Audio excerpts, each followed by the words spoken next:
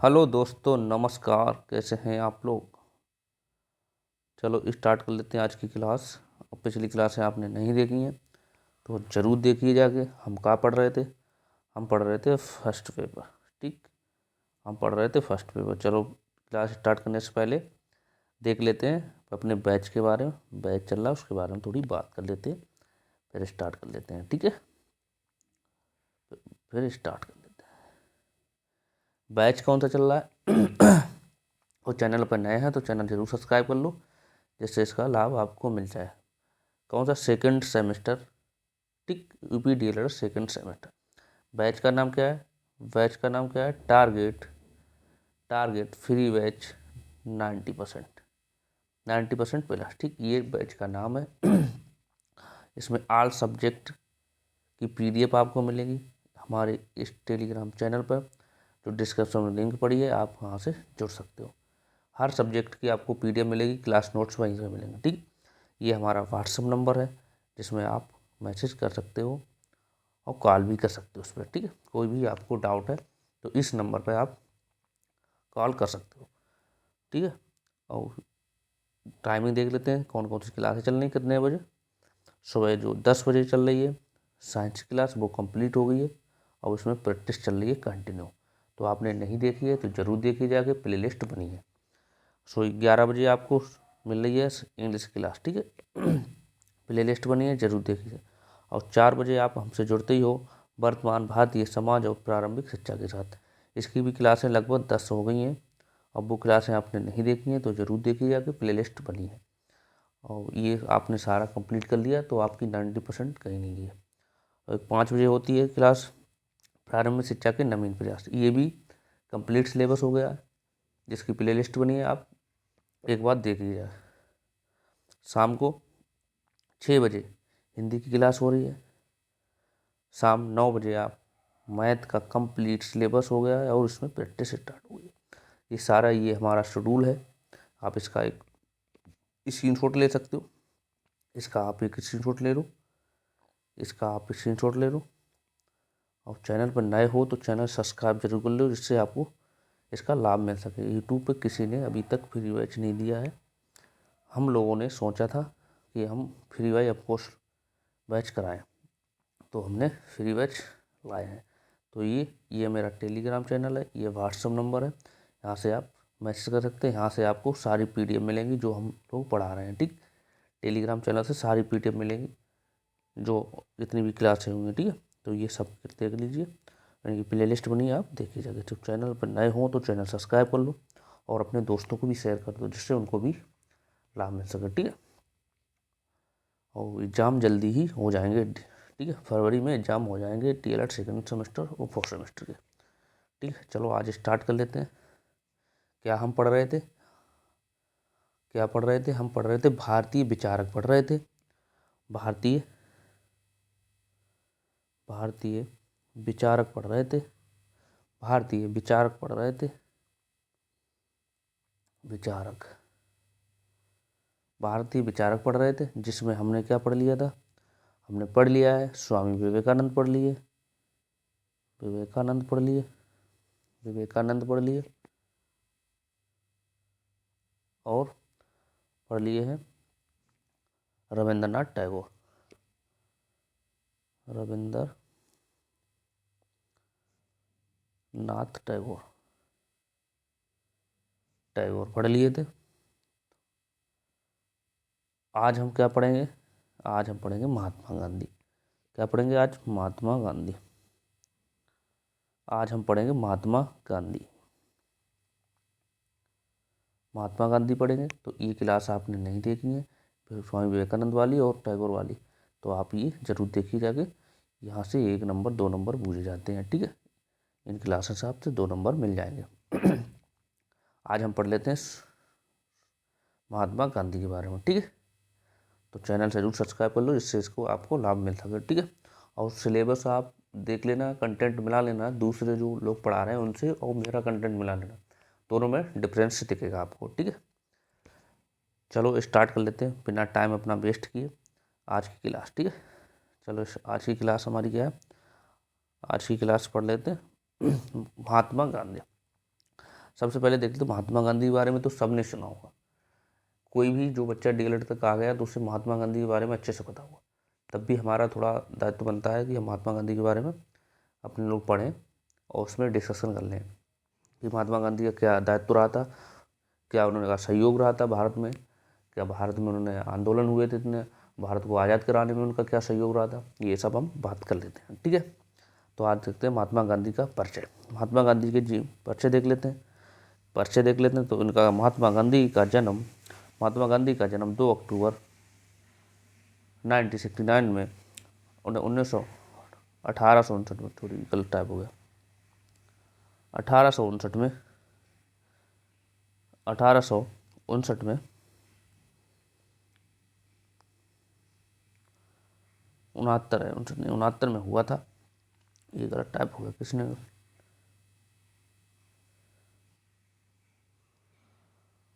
1869 में हुआ था पोरबंदर में। ठीक, कहाँ हुआ था? पोरबंदर की एक समृद्ध परिवार में हुआ था। ये इनके पिताजी का नाम करमचंद गांधी था, प्रतिष्ठित वकील थे, जो एक वकील थे।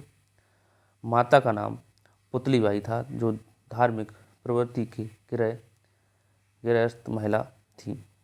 पाठशाला से प्रभावित होकर शिक्षा प्राप्त करने वाले उच्च शिक्षा हेतु इंग्लैंड चले गए थे। मतलब उच्च शिक्षा को प्राप्त करने के लिए वो इंग्लैंड चले गए।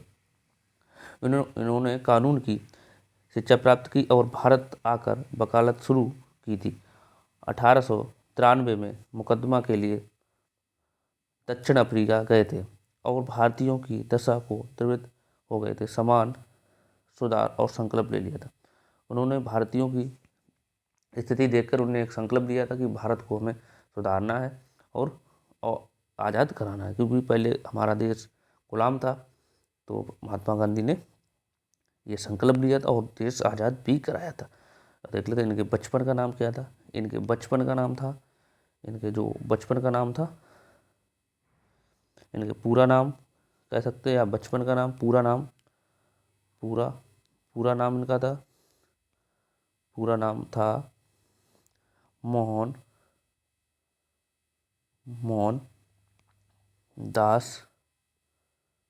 मोहनदास करमचंद गांधी। इनका पूरा नाम क्या था? पूरा नाम भी पूछ लेते हैं। पूरा नाम तो पता ही होगा वैसे, मोहन करमचंद गांधी इनका पूरा नाम था। जीवन काल कितना रहा था? जन्म इनका जीवन काल कितना रहा था? जीवन काल रहा था 1869 में इनका जन्म हुआ था और मृत्यु इनकी हुई थी 1869 से 1948 में इनकी मृत्यु हो गई थी। ठीक, ये इनका जीवन काल रहा था। ठीक है, तो ये इनकी पूरा नाम इनका क्या था, ये चीज़ आगे देखते हैं महात्मा गांधी के बारे में। आगे क्या है, तो इनका आगे देख लेते हैं गांधी जी का। भारत में स्वास्थ्य राजनीति का नेतृत्व करने वाले इन्हें राष्ट्रपिता महात्मा गांधी ने केवल दार्शनिक लेखक, एक महान शिक्षाविद भी थे, एक महान शिक्षक भी थे। उनकी शिक्षक विचारधारा मूल में भारतीय संस्कृति की, जैसा कि उनका मत था तत्कालीन भारतीय शिक्षा विदेशी संस्कृति पर आधारित है और भारतीय संस्कृति को इनसे पूर्णतः बहिष्कृत कर दिया जाए। इनका मानना था जो भारत में विदेशी संस्कृति चल रही वो बिल्कुल ख़त्म कर दी जाए।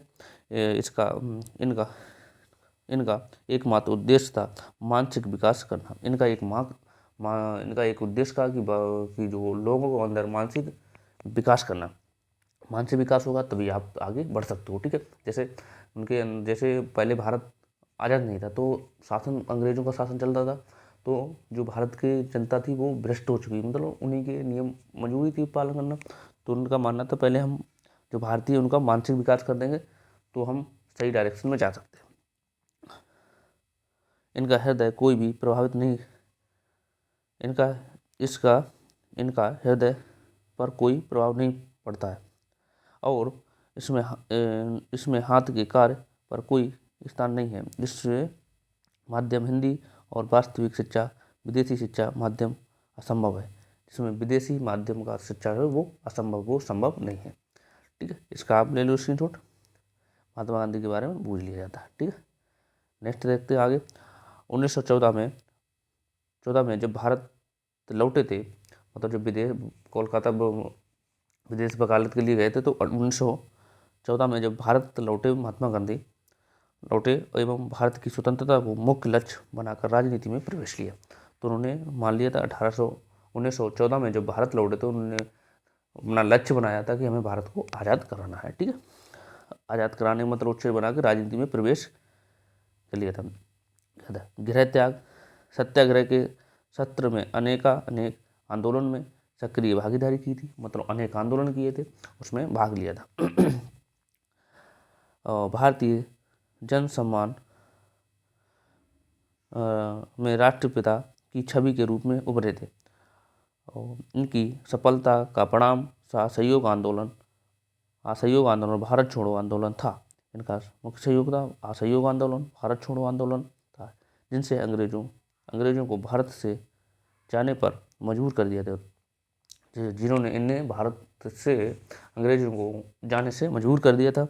इस प्रकार निरंतर सामाजिक विसंगतियों से संघर्ष करते हुए राजनीति नेतृत्व प्रदान करते हुए 30 जनवरी 1948 को उनकी मृत्यु हो गई थी।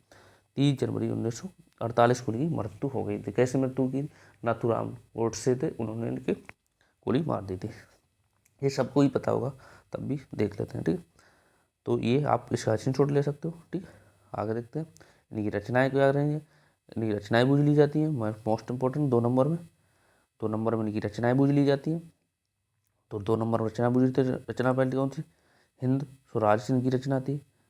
नीति कर्म रचना थी, नीति धर्म रचना थी। बेसिक शिक्षा थी।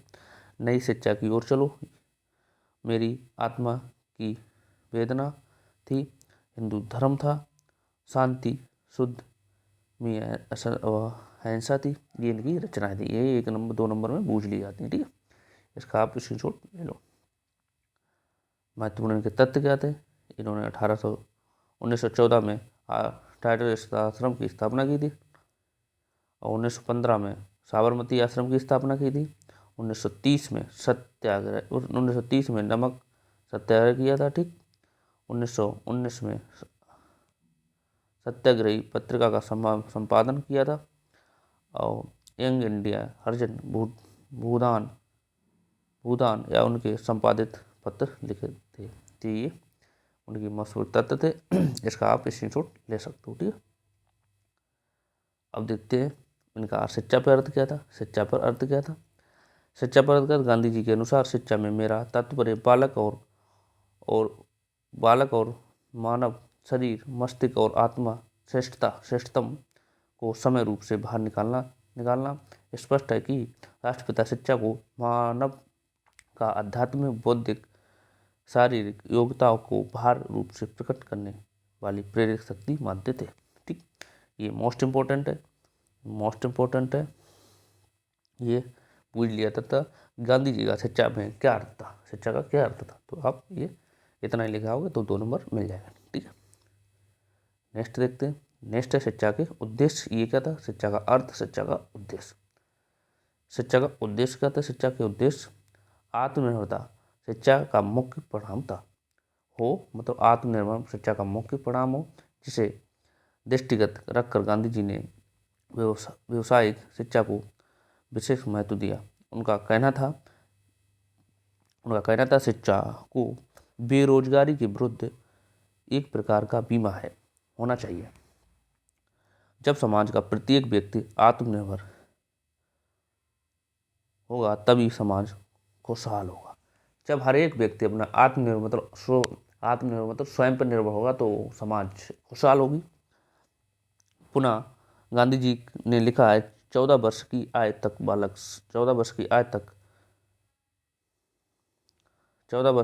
बालक 7 वर्षीय कोर्स कर लेना चाहिए। 7 वर्षीय कोर्स कर लेना चाहिए। पूर्ण करने के पश्चात कम से कम वाली इकाई को गुना हो जाना चाहिए। जब गरीब बच्चे अपने माता पिता का सहायता करने में आगे बढ़ते हैं तो उनकी उनके मस्तिष्क के पीछे से अनुभूति होती है, मेरे माता पिता क्या खाएंगे और क्या वे खाने में देंगे। इसलिए शिक्षा का सीधा संबंध जीविकोपार्जन से होना चाहिए। तो ये उनका उद्देश्य था। तो इसका आप स्क्रीनशॉट ले सकते हो। नेक्स्ट देखते हैं सांस्कृतिक उद्देश्य क्या था। सांस्कृतिक उद्देश्य का प्रत्येक भारतीय के व्यवहार में संस्कृति परिलक्षित होनी चाहिए। बिल्कुल सही बात। महात्मा गांधी ने कहा था प्रत्येक व्यक्ति की सांस्कृतिक परिलक्षित होनी चाहिए। इसलिए गांधी जी शिक्षा को संस्कृति से जोड़ना चाहते थे, जोड़ने वाली एक कड़ी मानते थे। बिल्कुल सही बात है। उनका मत था कि मैं साक्षरता की अपेक्षा शिक्षा को सांस्कृतिक पक्ष को अधिक महत्व देता हूँ। संस्कृति की नींव प्राथमिक वस्तुएं हैं। प्राथमिक वस्तुएं हैं। इसका स्क्रीनशॉट ले लो। आप देखते हैं चारित्रिक विकास का। तो गांधी जी का मानना था समस्त ज्ञान का परिणाम चरित्र निर्माण होना चाहिए। शिक्षा में उन सभी बातों को शामिल किया जाए जो व्यक्ति को सदाचारी मतलब अच्छा व्यक्ति बनाए। उन्होंने कहा है यदि हमसे कोई भी पूछे कि भारत स्वतंत्रता प्राप्त कर लेगा, आपका शिक्षा के संबंध में उद्देश्य क्या है, तो मेरा उत्तर होगा चरित्र निर्माण। तो उनका उत्तर क्या होगा? चरित्र निर्माण। तो आप ये लो, 2 नंबर में पूछा जाता है, इम्पोर्टेंट है। ठीक है, नोट कर लो यार, इसका स्क्रीनशॉट ले लो। नेक्स्ट देखते हैं आध्यात्मिक विकास क्या है? आध्यात्मिक विकास गांधी जी का दर्शन सत्य व ईश्वर पर आधारित है। गांधी जी का दर्शन सत्य व ईश्वर पर आधारित था। उनका मानना था शिक्षा ऐसी हो जो बच्चों को परम सत्ता से जोड़े, उन्हें उनके स्वरूप के बारे में जानकारी दे। इसका ले लो आप स्क्रीनशॉट। पाठ्यक्रम देखो, पाठ्यक्रम क्या है? पाठ्यक्रम का ये सर्वविवादित है। शैक्षिक उद्देश्यों की पूर्ति पाठ्य विषयों के शिक्षण द्वारा ही संभव है। गांधी जी बालक को सर्वमुखी विकास मानते थे। इसलिए उन्हें जिस पाठ्यक्रम की रूपरेखा बनाई वह एकांगी नहीं है। उनके प्रस्तावित पाठ्यक्रम के अनुसार बच्चों को हस्तशिल्प, कर्मकार, गृह विज्ञान, संगीत, गणित, कताई बुनाई, बागवानी, कृषि, मातृभाषा, मत्स्य पालन, स्वास्थ्य विज्ञान, व्यायाम, खेलकूद का ज्ञान अवश्य कराया जाए। इन सब का ज्ञान अवश्य कराया जाए। ये पाठ्यक्रम में ऐड होना चाहिए। जो भी सिलेबस हो, पाठ्यक्रम का मतलब क्या होता है? सिलेबस। जो भी सिलेबस है उसमें ये चीज़ें ऐड की जानी चाहिए। तो इसका आप ले लो स्क्रीनशॉट। ये 2 नंबर में आपसे पूछ लिया जाता है। चलो नेक्स्ट देखते हैं बेसिक शिक्षा की विशेषताएं क्या थी। नंबर 1, बच्चों को शिक्षा अनिवार्य एवं निःशुल्क दी जाए। बच्चों को शिक्षा जो अनिवार्य और निःशुल्क देनी चाहिए, जिस पे कोई भी चार्ज नहीं होना चाहिए। दूसरा पॉइंट हमारा क्या हो जाएगा? बच्चों को ही शिक्षा प्रणाली का मूल बिंदु समझा जाए। मूल बिंदु शिक्षा को बच्चों को ही समझा जाए। बच्चों को आप केंद्रित मान के शिक्षा दोगे तो अच्छी शिक्षा मानी जाएगी। तीसरा पॉइंट, बच्चों को शिक्षा मातृभाषा में देनी चाहिए। शिक्षा जो है हमेशा मातृभाषा में देनी चाहिए। शिक्षा जिस क्षेत्र में है बालक, उस क्षेत्र में मातृभाषा में शिक्षा देनी चाहिए। चौथा पॉइंट क्या? बच्चों की जो भी शिक्षा दी जाए वह हस्तशिल्प, के माध्यम से दी जाए। ठीक। नंबर पॉइंट क्या है 5, पूरी शिक्षा स्वावलंबी हो।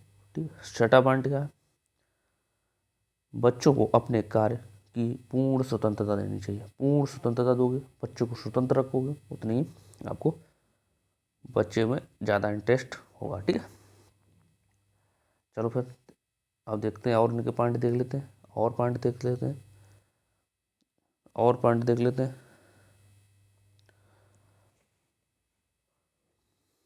और पॉइंट देखते हैं। इन्होंने क्या दिया था, इनकी पुस्तकें क्या दी, पुस्तकें देख लेते हैं। गांधी जी की पुस्तकें देख लेते हैं क्या थी।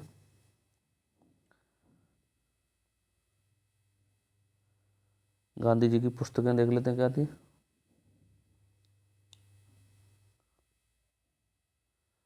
गांधी जी की पुस्तकें,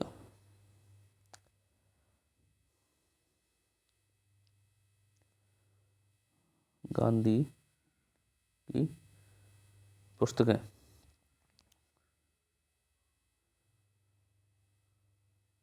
गांधी जी की पुस्तकें, जी की पुस्तकें,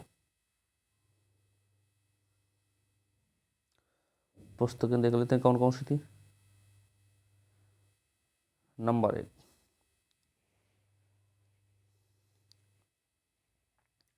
शिक्षा की समस्या। नंबर 1, शिक्षा की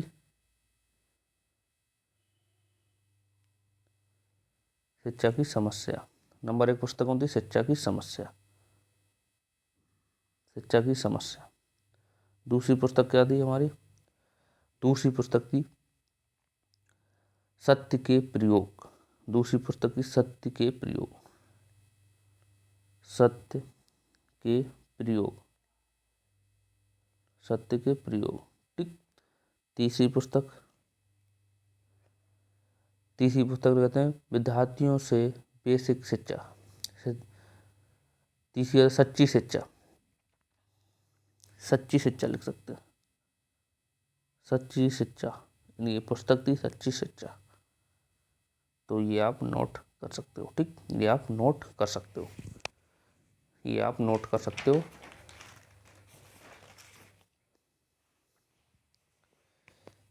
और देख लेते हैं पॉइंट के अंदर और क्या पॉइंट देखते हैं। और पॉइंट लिख सकते हैं, लिखना चाहो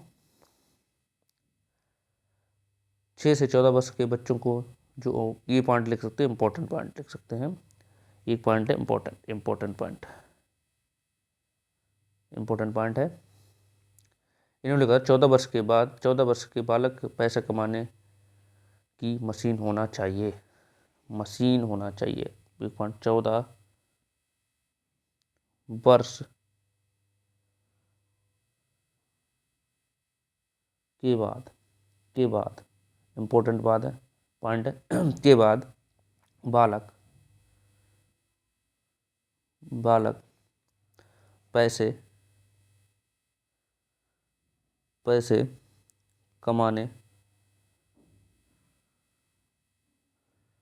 की मशीन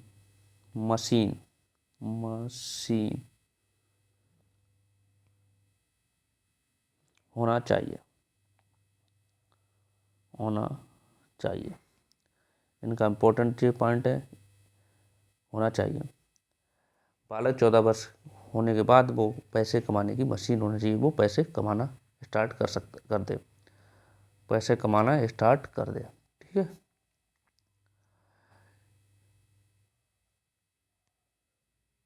इन्हें एक पॉइंट और लिख लो, इसमें एक पॉइंट और लिख लो, पॉइंट इंपॉर्टेंट है, पॉइंट लिख लो, पॉइंट लिख लेते हैं। इसे बुनियादी तालीम एवं प्रदान योजना के नाम से भी जानते हैं। ये लिख सकते हो, ये छोड़ो। और पॉइंट लिख लोगे कि शिक्षक बनने के लिए हाई स्कूल पास होने के साथ साथ ही 2 वर्ष का शिक्षण अनुभव ही होना चाहिए। इन्होंने कहा कि शिक्षक बनने के लिए, गांधी जी का कहना था शिक्षक बनने के लिए, शिक्षक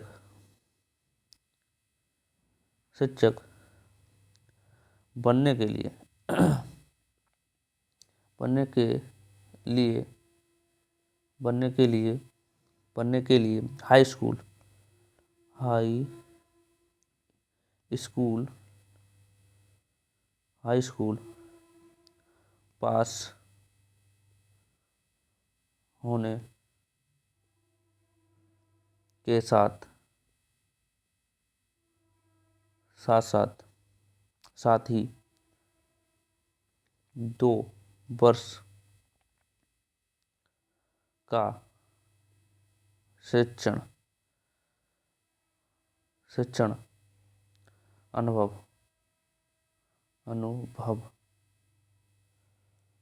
भी जरूरी है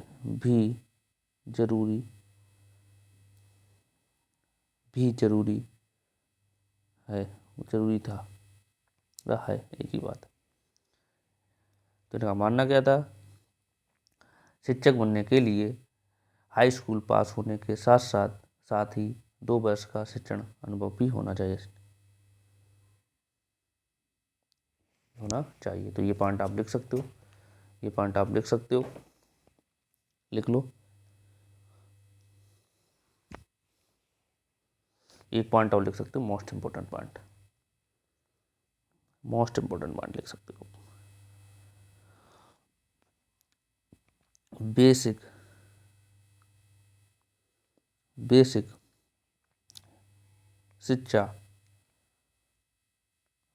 शिक्षा सर्वोदय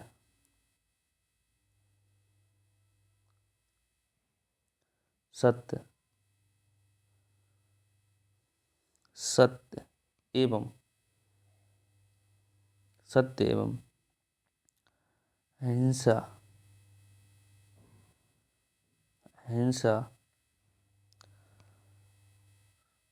सड़क संगीण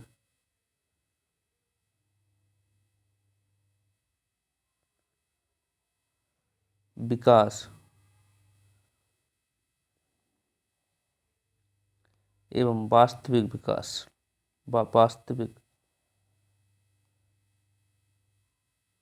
वास्तविक जीवन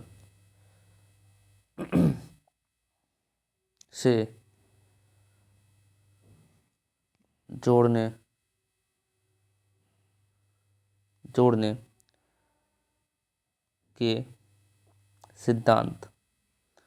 के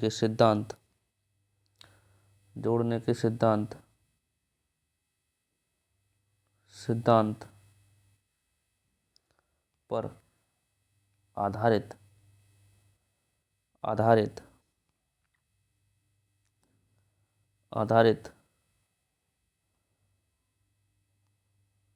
होना चाहिए।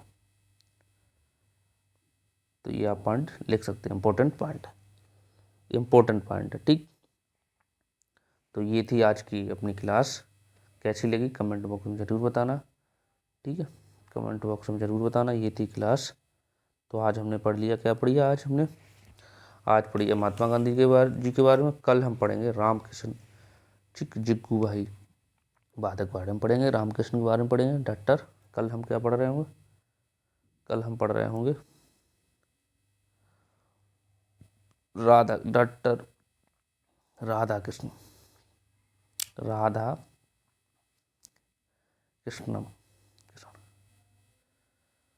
ठीक। कल हम पढ़ेंगे राधा कृष्ण के बारे में, ठीक। तो क्या क्या हमने पढ़ लिया है? हमने पढ़ लिया है स्वामी विवेकानंद के बारे में पढ़ लिया है, रविंद्रनाथ टैगोर के बारे में पढ़ लिया और महात्मा गांधी के बारे में पढ़ लिया। तो ये क्या चल रहे हैं? ये चल रहे हैं सब भारतीय विचारक। ये सब हम क्या पढ़ रहे हैं? भारतीय विचारक। क्या पढ़ रहे हैं? भारतीय विचारक, ठीक। तो चैनल सब्सक्राइब ना करो तो चैनल सब्सक्राइब कर लो, जिससे आपको इसका लाभ मिल सके, ठीक है। तो ये हमारे बैच चल ही रहा है, तो आप इससे जुड़ सकते हो, ठीक। ये टेलीग्राम चैनल है, ये व्हाट्सअप नंबर है, इस पर आप मैसेज कर सकते हो। चलो फिर मिलते हैं नेक्स्ट क्लास में, तब तक के लिए थैंक यू और बाय बाय।